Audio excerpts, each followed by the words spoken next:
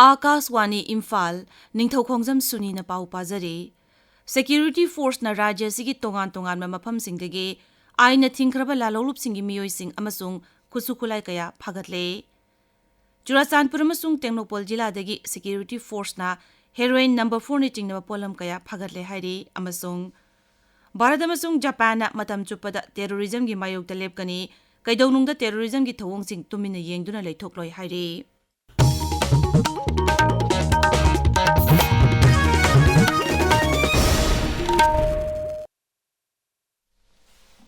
Security Force na thibo humgi thabak sathabada haukiba pung kun marida kusukula yauna tongan mafamsingdagi aina thingkhraba tongan ba lalolupsingi miyoising phagatpa ngamkhre Manipur Police Control Room gi paun hai rajya sigi ching amasung tampaki jila singi singnaba mafamsingda ain kaiba pamdaba thodok sing thoktanaba Security Force ki maikaidagi lepa leitana thibo humbagi thabak chathari thibo humbagi thabak chathabaduda Bishnupur jila gi Phogakchau Ikhai Police Station no konba Kwakta Ward number 8 ki manak nakpa mafamsingdagi magazine yawba 303 rifle ama magazine yawba .22 gi semi automatic rifle ama 12 bore single barrel nongmai ani magazine yawba 9mm pistol ani AK kapa yariba maru tara SLR maru ohum yawna atai polam sing phagat pangamke Imphal West Zilla gi Sengmai Police Station no konba Haibunglo ki chingi mafamsingda thibu humbagi thabak chathabada magazine yawba AK rifle ama semdoklaba 303 rifle ama magazine yawba pistol ama detonator yawdana high explosive grenade ama Chinese hand grenade ama 2-inch mortar HEMK1 bomb ama yawna atai polam sing phagat pangamki amaromda Imphal Zilla gi Irilbung Police Station na konba Kairau Wangkhem amasung masiga tainaba mafamsingda thibu humbagi thabak chathabada aina thingkraba lalolup KCP PWG gi miyoi ahum phagat pangamki makhoidagi nongmai kayasu phagat ki haire jila asimaktagi Mantri Pukhi gi French colony dagi KCP PWG gi miyoi marisu phagale hairi pharba miyoi sing asidagi nongmai amadi tongan polam kayasu phangbangamki makhoi sing asi micham miyam singi yum amasung miyam tinba mafam singda bom thamjinduna aki angang nanghanbada chenaba singni hairi Sahumbung kabui khunjau dagi police na PLA gi kedarama fare hairi miyoi asidagi nongmai amasung atai polam kayamarum phangle magasi miyamdagi namduna sel khaibada chenaba miyoi ni hairi Thoubal jila gi Wangjing awang lekai dagi KCP gi apunbagi miyoi ani fare hairi makhoidagi tongan polam khara phagat pangamki miyoi ani asi jila asida miyamdagi namduna sel khaibada chenaba miyoi ni hairi Kakching jila gi Kaibung oinam lekai dagi KCP PWG gi miyoi ama fare hairi jila asimaki angangjing crossing dagi KCP taibangan bagi kedar amasu fare hairi Churachandpur jila gi Gokchingkup pheng manaki Venus Hotel dagi Security Force miyoi ama heroin number 4 ni chingnaba polam kayaga loinana phagat le hairi miyoi asidagi kilogram ama gram chahum lom oigadaba heroin number 4 ni chingnaba polam sapon cap sama sum nipan da haptuna thamlambadagi phagat le miyoi asidagi sakamari panba gari amasu phagat pangamki Amaromda Tengnoupal jilada Security Force na gari amada thibu humbagi thabak chathabada heroin powder ni chingnaba polam phangba ngamki gari adu Assam gi Tamulpur jiladagi miyoi amna thawrakhibani gram chahum lomba heroin ni chingnaba polam adu packet 18 da haptuna puraklambani Maharashtra nursing gi chani kuntra humdoi shuba mapok kumon numit ngasi Imphal gi Sagolban mabudhaw mantri lekai da pangthoklagani thauramasi Maharashtra Nursing Memorial Committee Imphal amasung Sri Gopinath ji Temple Board na sinbani lambi da yum sabada changba nung leingoi amadi Phatta haudina chingba paisiliba sing tha sigi tara phawbugi manungda lokthoknaba Imphal Municipal Corporation na khangalakli Municipal Commissioner K Geetchandra na thokpa chirolmada hai Lambida asiguma polam sing paisinduna thambada miyamna chathok chasin tawbada kudong chadaba kaya mayokna hale lambida asiguma polam sing paisinduna thamba miyoi singi mathakta aingi matungina fine thian bagi thabaksu chatharagani hairi tabiriba pawasi Akaswani Imphal dagini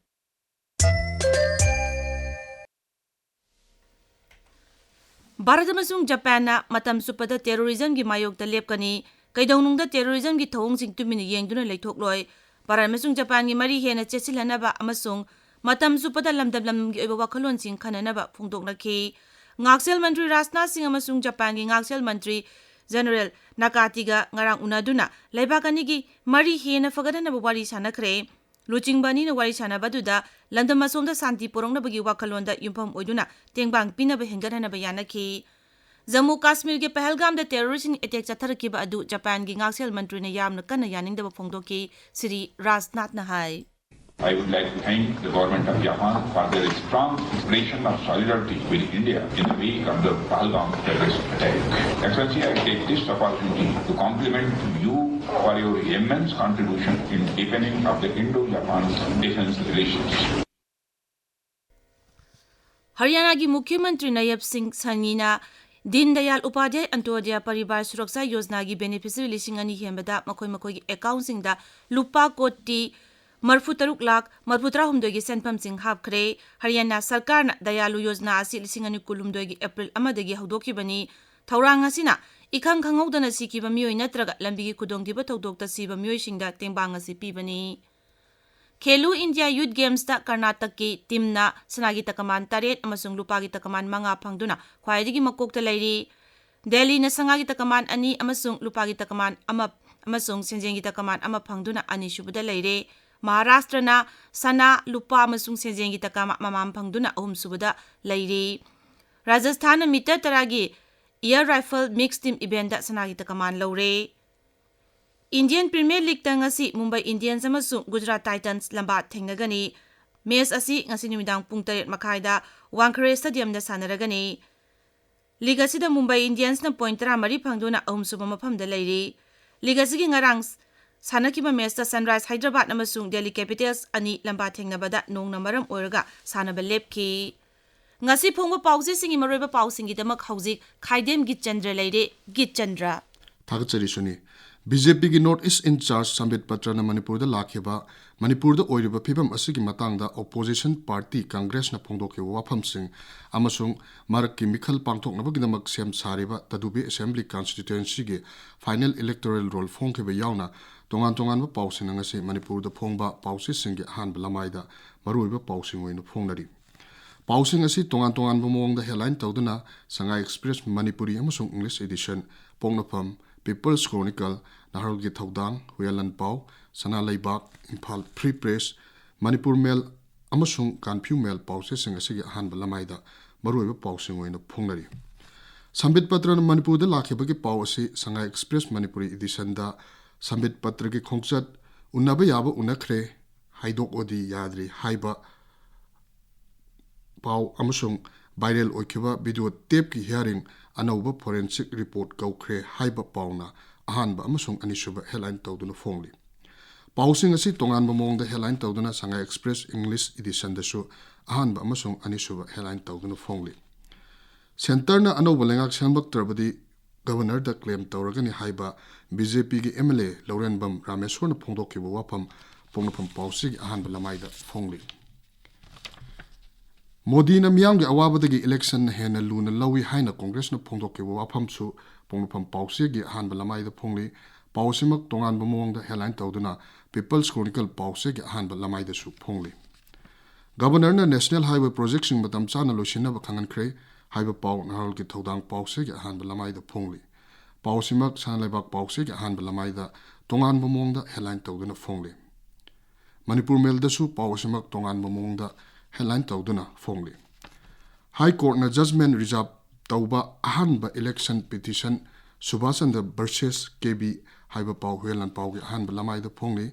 Sambit Patra na Susanpur da chatuna kuki MLA sing amasung CSO sing unakhre haiba pau Imphal Free Press ge ahanba lamai da maruba pau eno phongli pau si BJP gi North East in charge Sambit Patra na Hanagi Chief Minister Nongthombam Biren ga unakhre haina tongan mong da headline tawduna Kanphu Mail Hill Sonbin Express amasung Tamenglong Times ki ahanba lamai da phongli Suni Thagachari Geetchandra aroibada maroiba pau amuk Security Force na rajya sigi tongan mamafam singdagi aina thingkraba lalolup singi miyoi sing amasung kuchukulai kaya fagatle Geetchandra amasung Tengnopal Jilla dagi Security Force na heroine number 4 na chingnaba polam kaya fagatle hairi amasung